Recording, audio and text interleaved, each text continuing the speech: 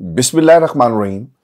अस्सलाम वालेकुम नाज़रीन, मैं हूं इरफान हाशमी और आपको प्रोग्राम में खुशामदीद कहता हूं। लाहौर हाई कोर्ट में इमरान खान साहब पेश हुए हैं अपनी हिफाजती ज़मानत में तौसी के लिए और उन्हें मज़ीद 27 मार्च तक ज़मानत जो है वो दे दी गई है। आज जब समाअत शुरू हुई तो अदालत के सामने मसला ये था कि इससे पहले कोई ऐसी नज़ीर मौजूद नहीं है कि किसी भी शख्स को हिफाजती ज़मानत जो है वो दोबारा दी जा सके। आप अदालत गए, आपने हिफाजती ज़मानत ली, नज़ीर कहीं पर मौजूद नहीं है और यही मौक़िफ़ इमरान खान के वकील की तरफ से भी सामने रखा गया कि हमें भी समझ नहीं आ रहा था कि हम अदालत के सामने जाएंगे तो किस बुनियाद पर ज़मानत में बाकायदा जो है उसकी इस्तदा की जा सके कि हिफाजती ज़मानत जो है वो दे दी जाए। फिर बाद में व्यूअर्स हमने ये देखा कि अदालत की तरफ से ज़मानत के अंदर तौसीक कर दी गई और इमरान खान साहब जिनको गिरफ्तार करने की हर तरह की कोशिश की जा रही है, अदालत के हुक्म पर मिनो-अन अमल किया जाएगा, ये नारा बुलंद किया गया है हुकूमतों की तरफ से, चाहे वो निगरान हुकूमतें हों या वफाक में बैठी हुई डमी हुकूमत हो शहबाज शरीफ की। वो आपको यही कहती हुई नजर आएगी कि हमने हर सूरत रियासत की रिट को कायम करना है, अदालत के हुक्म को कायम करना है। लेकिन जब पाकिस्तान में इंतखाबात की बात आए तो उस वक्त आप आइन और सुप्रीम कोर्ट के हुक्म की धज्जियां उड़ा दें, इसके ऊपर इन्हें अदालत के हुक्म को मानना कैसे है। शायद किसी कानून की किताब में कोई दलील मौजूद नहीं है जो इनके इस आर्गूमेंट को सपोर्ट कर सके। व्यूअर्स आपको बताएं कि 5 केसेस के अंदर इमरान खान साहब को हिफाजती ज़मानत जो है वो दे दी गई है और आज की समाअत इसलिए भी अहम थी क्योंकि खबर ये आ रही है कि जिस बड़े लेवल के ऊपर पाकिस्तान तहरीक इंसाफ के खिलाफ एक क्रैकडाउन शुरू किया गया है, बिल्कुल इसी क्रैकडाउन के अंदर रहते हुए शायद कोशिश इनकी ये थी कि इमरान खान साहब को भी गिरफ्तार कर लिया जाए और अगर उनकी हिफाजती ज़मानत जिसकी तौसीक के लिए इमरान खान साहब ने लाहौर हाई कोर्ट का दरवाज़ा खटखटाया, अगर इन्हें नहीं मिलती और पंजाब पुलिस जो है ना और कुछ नामालूम अफराद पुलिस की वर्दियों में भरपूर तैयारी करके जो है वो बैठे हुए थे, लेकिन लाहौर हाई कोर्ट की अदालत की तरफ से खान साहब को 5 मुकदमात में उनकी हिफाजती ज़मानत जो है मंजूर कर ली गई है और अब उन्हें 27 मार्च को यानी सरेंडर करेंगे इस्लामाबाद हाई कोर्ट के सामने। यही इस्तदा थी और यही वो काम जो खान साहब जो हैं उनके वकला वो करने जा रहे हैं। अब यहाँ पर एक बयान हल्फी का मामला है क्योंकि खान साहब जब रोस्टरम पर आए तो उन्होंने कहा कि हम तो अदालत में गए हैं, मैं तकरीबन कोई 40 से 50 मिनट दरवाजे पे खड़ा रहा, पुलिस वालों ने हमें अंदर नहीं जाने दिया गया, पुलिस की तरफ से पथराव किया गया, कुछ जो मशकूक अफराद थे वो गाड़ी के इर्द गिर्द भी मौजूद थे। तो मुझे मेरे कोलीग ने कहा कि आपने बाहर नहीं आना क्योंकि मुकदमा जो है ना वो मॉब्स पे नहीं होता। अगर खुदा ना खास्ता कोई ऐसा काम होता तो यकीनन इमरान खान की जान को खतरा था और लोगों ने इसका फ़ायदा उठाना था।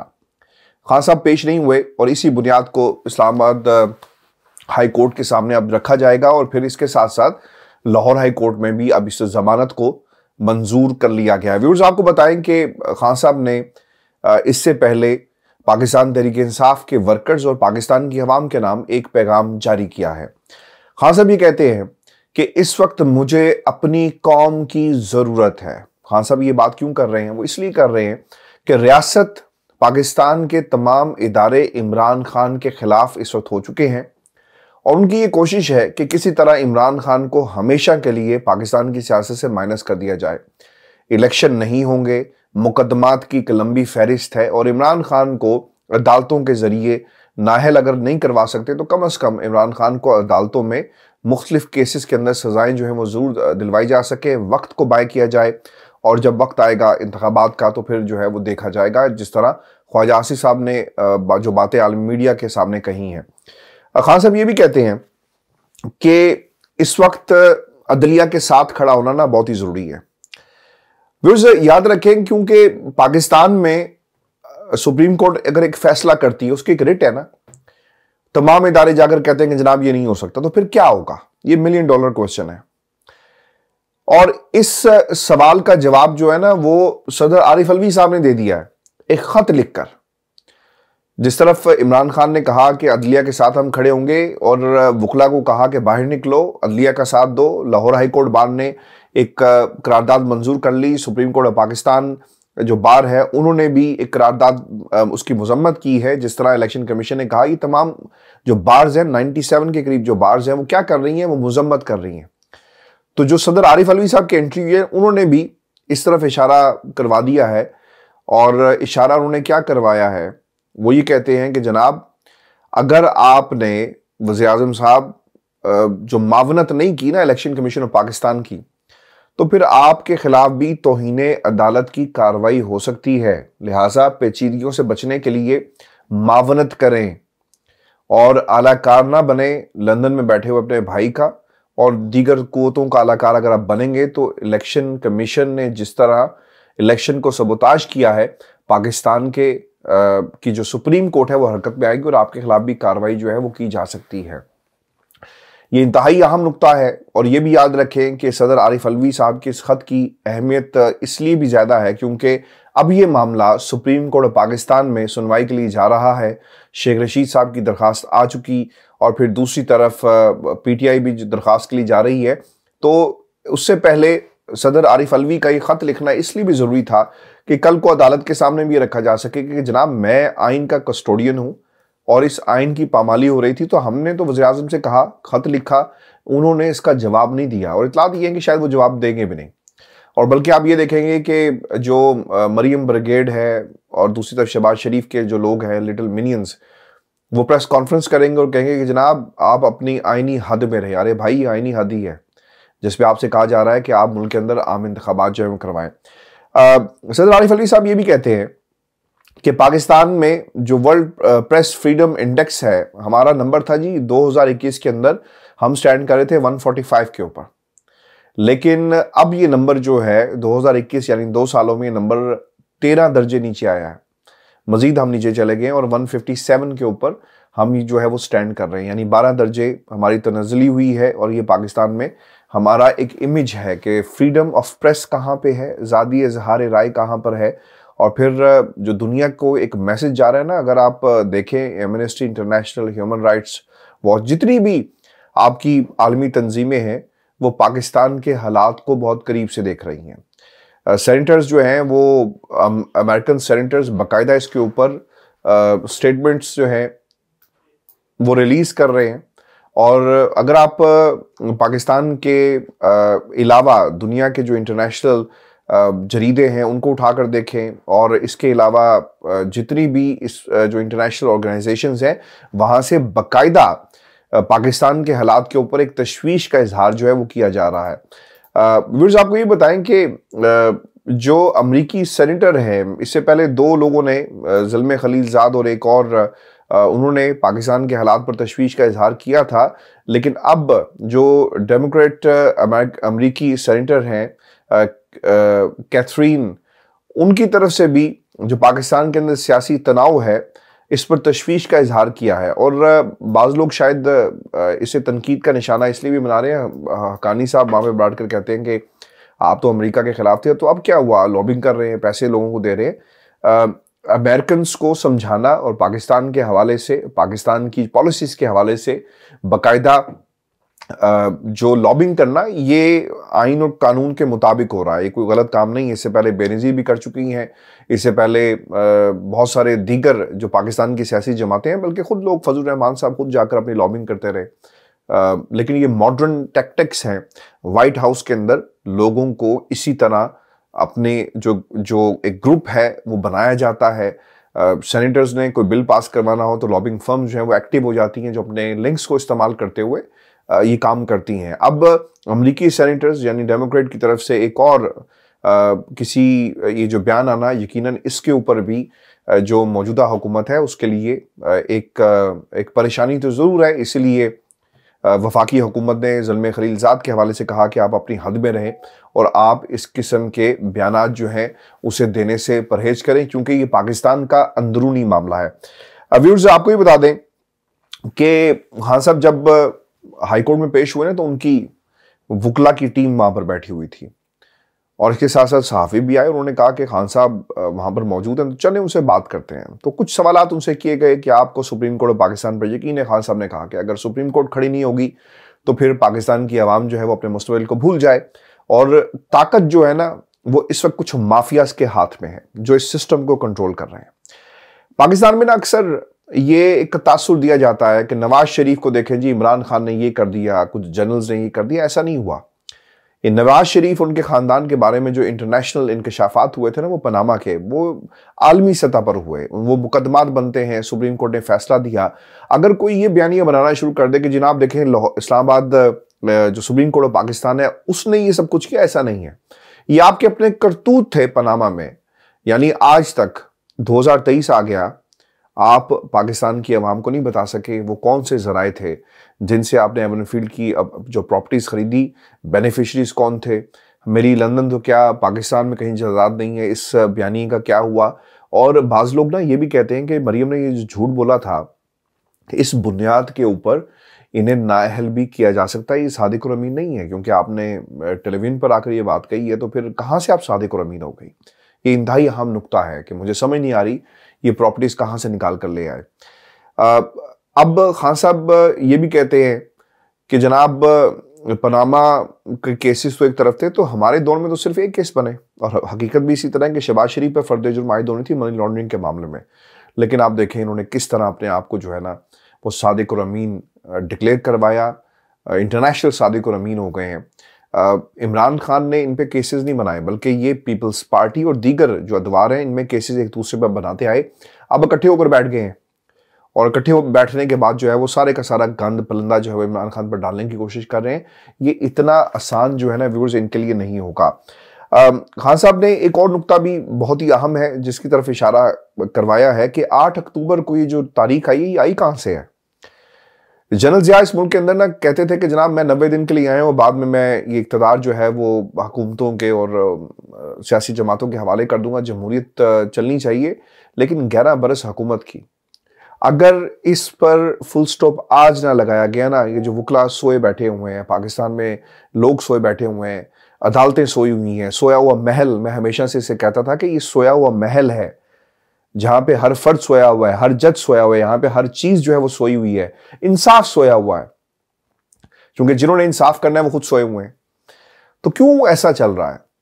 आज पाकिस्तान के अंदर अगर तहरीक ना चली ना आइन की बालादस्ती के लिए, फिर आप भूल जाएं, फिर ये इसी तरह के डिक्टेटरशिप, कम जमहूरियत, कम आपकी टेक्नोक्रेट हुकूमत जो है वो हमारे नसीब में लिख दी गई है। और इस वक्त यही हो रहा है। इलेक्शन नहीं होंगे, ये साजिश पिछले 4 माह से तैयार की जा रही है और इंडिकेटर्स, सर्वेज जिस तरफ इशारा कर रहे थे कि जनाब अगर इन हालात में इंतखाबात करवाए गए तो इमरान खान की मकबूलियत हम सबको खा जाएगी। और फिर हमने देखा कि हुकूमत वक्त ने पहले प्रोवोक किया, इमरान खान साहब की हुकूमतें गिर जाती हैं, जब हुकूमतें गिर गई उन्होंने ख़त्म कर दी कि हम आम इंतखाबात की तरफ जाएंगे, तो उन्होंने इस मौके को गनीमत समझते हुए अपने लोगों को निगरान हुकूमतों में बिठाया। और फिर आपने ये तमाशा भी देख लिया कि IMF तक का सहारा लेकर इंतखाबात को मुलतवी करवाने की तौजीहात जो हैं वो पेश की जा रही हैं, जिसका भांडा IMF ने खुद ही जो है वो कौम के सामने फोड़ दिया, बेनकाब कर दिया इस साजिश को। व्यूअर्स, फिर उसके बाद इलेक्शन कमीशन जो कुछ भी कर रहा है बतौर बी टीम हुकूमत की, ये तमाम मामला एक तरफ हैं, लेकिन इलेक्शन कमीशन के फैसले से पहले पार्लियामेंट यानी जितने भी कानून साजी के प्लेटफॉर्म्स हैं वहां पर भी इसकी जस्टिफिकेशन पेश की गई कि मुल्क के हालात ऐसे नहीं हैं कि हम इन हालात के अंदर आम इंतखाबात जो हैं वो करवा सकें। और पार्लियामेंट में राना सनाउल्लाह तकरीर करता है और उसके बाद फैसला आ जाता है। यानी इन दोनों का जो सिंक्रोनाइजेशन थी वो इतनी ज़बरदस्त थी, हम ख्याल इतने ज़बरदस्त ये वाक़या हुए कि जिसकी मिसाल आपको नहीं मिलेगी पाकिस्तान की सियासी तारीख में। जो इदारे इंडिपेंडेंट होने चाहिए वो इस वक्त किसी की बी टीम बने हुए हैं और इनके अमाल और इनके फेल ये खुद साबित कर रहे हैं। पहली चीज, पाकिस्तान में पार्लियामेंट में इन्होंने इसे जस्टिफाई करने की कोशिश की कि हालात ऐसे नहीं है। उससे पहले डेलिब्रेशन हुई, हालात ऐसे नहीं है। फिर उसके बाद एक और खेल खेला गया है। अब इन्होंने आलमी मीडिया को इकट्ठा करके ये मजाक जो है वो शुरू कर दिया, ये साजिश जो है वो आलमी साजिश बनाने की तैयारी जो है वो की जा रही है कि पाकिस्तान में इंतखाबात नहीं हो सकते, क्योंकि बाहर की ताकतें फिर आपसे सवाल करती हैं कि मुल्क के अंदर जमहूरियत नहीं है, आप जिस गवर्नमेंट को रन कर रहे हैं उसका कोई जमहूरियत से लेना देना नहीं है, वो एक तरह से सिविल मार्शल लॉ की दूसरी किस्म है। अगर हमने पंजाब हुकूमत या केपी में अगर हुकूमतें जो जमहूरी हुकूमतें नहीं होंगी तो फिर किस तरह बात जो है वो की जा सकती है, क्योंकि याद रखें IMF के अंदर एक बाकायदा चीज़ें यानी सूबाई सतह पर आपने प्लान को कैसे लेकर चलना है ये भी उसमें उस चीज़ का एक हिस्सा है, याद रखिएगा। इसी बुनियाद के ऊपर तो आपको याद है ना कि वो झगड़ा साहब की एक ऑडियो आती है तरीन साहब के साथ और फिर उसको कंट्रोवर्शियल बनाने की कोशिश की गई कि जनाब इन्होंने बाकायदा IMF के प्रोग्राम को सबोताज करने का एक जो है वो प्लान बनाया, इसलिए वो ये इसकी इंतहाई अहमियत है कि सूबों में अगर हुकूमतें जमहूरी नहीं होंगी तो IMF फिर आपसे कह सकता है। अब उन्होंने जो आलमी मीडिया को इकट्ठा करके ये जो साजिश तैयार की है ना, इसमें 12 अक्टूबर की जो तारीख दी गई थी कि जनाब हम अक्टूबर में भी इलेक्शन जो है, यानी जो इलेक्शन कमीशन ऑफ पाकिस्तान की तरफ से अक्टूबर की गालबन जो तारीख दी गई है, इसकी भी कोई गारंटी मौजूद नहीं है कि इंतखाबात हों। ख्वाजा आसिफ साहब मरीम औरंगजेब के साथ बैठे और उन्होंने आलमी मीडिया को ये कायल करने की कोशिश की कि कल को अगर हमसे ये सवाल हुआ तो हम तो कह सकेंगे कि भाई हमारे तो हालात नहीं थे, हम तो पहले से ढंढोरा पीट रहे थे पाकिस्तान के अंदर कि भाई हमें तंग ना करो और इंतखाबात की बात ना करो क्योंकि हमारे हालात ऐसे नहीं है। ख्वाजा आसिफ साहब ने प्रेस कॉन्फ्रेंस की और उन्होंने ये कहा कि आइंदा की सूरत हाल क्या होगी कुछ इल्म नहीं, इंतखाबात की कोई जमानत नहीं दे सकता, तमाम इत्तफाक हुआ है कि अक्टूबर से कबल इलेक्शन मुमकिन नहीं है। इलेक्शन कराने के लिए हमें सिक्योरिटी एहलकारों की जरूरत होगी जो दस्तयाब नहीं है। अच्छा, इस पर आगे बढ़ने से पहले कि अक्टूबर से कबल इलेक्शन मुमकिन नहीं है, इत्तफाक हुआ, इसका मतलब ये हुआ कि जितने भी स्टेक होल्डर्स थे वो बैठे, माइनस इमरान खान, उन्होंने ये फैसला कर लिया। पाकिस्तान की सबसे बड़ी जमात है इमरान खान, तरीके इंसाफ, आपने उन्हें क्यों बैठाकर जो है मशवरा नहीं किया? क्या हुकूमत ही जो है वो स्टेक होल्डर है या ताकतवर हल्के जो है वो स्टेक होल्डर्स हैं या ब्यूरोक्रेसी स्टेक होल्डर्स है? नहीं, पाकिस्तान की तमाम सियासी जमातें, चाहे वो छोटी है चाहे वो बड़ी है, वो स्टेक होल्डर है। क्या आपने किसी किस्म की इमरान खान से डेलिब्रेशन की? आपने नहीं की, इसलिए पाकिस्तान में सिविल मार्शल लॉ जो है वो नाफिज कर दिया गया है। आपकी इस बात के बाद इसकी एक दलील भी आ गई। और व्यूअर्स ये भी याद रखें कि हम पिछले 9 माह से कमोबेश 10 माह से हम आपके सामने ये बार बार बात कर रहे हैं कि ब्यूरोक्रेसी टेक्नोक्रेट सेटअप आएगा। अब यहां पर टेक्नोक्रेट सेटअप भी आ चुका है, सिविल मार्शल लॉ की आपको भी एक झलक नजर आएगी और एक मिक्सचर बनाकर एमलगमेट करके इस निजाम के ऊपर लोग जो है ना वो काबिज हो चुके हैं। यानी ख्वाजा आसिफ का क्या मैंडेट होगा अक्टूबर के बाद, लेकिन वो बयानात दे रहे हैं। पंजाब हुकूमत का क्या मैंडेट है 90 दिनों के अलावा, लेकिन वो बयानात दे रहे हैं। और ये सब कुछ जो है वो प्लानिंग के तहत जो है वो किया जा रहा है कि कहीं इमरान खान अगर आ गया तो पहले तो आकर उससे तमाम जितने भी आपके केसेस हैं ना उनको अंडू करना है, कानून साजी को अंडू करना है। इसीलिए खान साहब ना सुप्रीम कोर्ट गए थे कि नैब कवानीन जो हैं वो उसको रिवर्स किया जा सके और सुप्रीम कोर्ट जो है इसके ऊपर अगर खामोश, जिस तरह असखुद नोटिस के मामले पर खामोश होकर बैठा हुआ है ना, वहां भी वो सोया हुआ हमें नजर आ रहा है और कोई फैसला जो है वो सुप्रीम कोर्ट की तरफ से नहीं आ रहा। फिर ख्वाजा आसिफ साहब ये भी कहते हैं कि तरीके तबादले के बाद PTI की जानिब से मनफी रवैया इख्तियार किया गया, ताहम मुल्क के वसी तर मफाद में इमरान खान से मुज़ाकरात के लिए तैयार हैं। मौजूदा हालात में हुकूमत को मुश्किलात का सामना। देखें, खान साहब ने ना जमहूरी रास्ता इख्तियार किया, असम्बलियाँ तोड़ी, मुल्क के पीछे नहीं वो पड़े, वो सियासी जमातों के पीछे भी नहीं पड़े। वही चाहते हैं कि मैंडेट अवाम का हो और वो हुकूमत बनाए।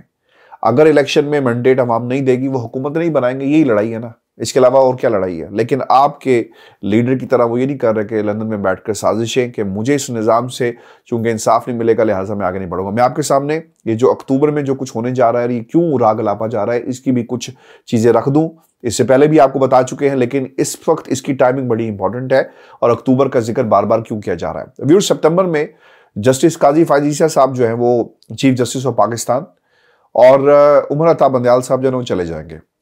मरीम नवाज की तरफ से एक बयानिया बनाया गया है कि ये बेंच फिक्सिंग करते हैं, 3 जजेस जो हैं उन्होंने ये कर दिया वो कर दिया, अदलिया पर एक सियाह धब्बा है।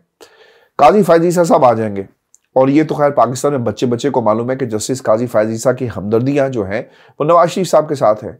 नाअहली वाला मामला खत्म हो जाएगा और फिर वहां पर भी एक जो टेक्निकल ग्राउंड जो अपनाई जाएंगी वो भी मैं आपके सामने रख देता हूँ।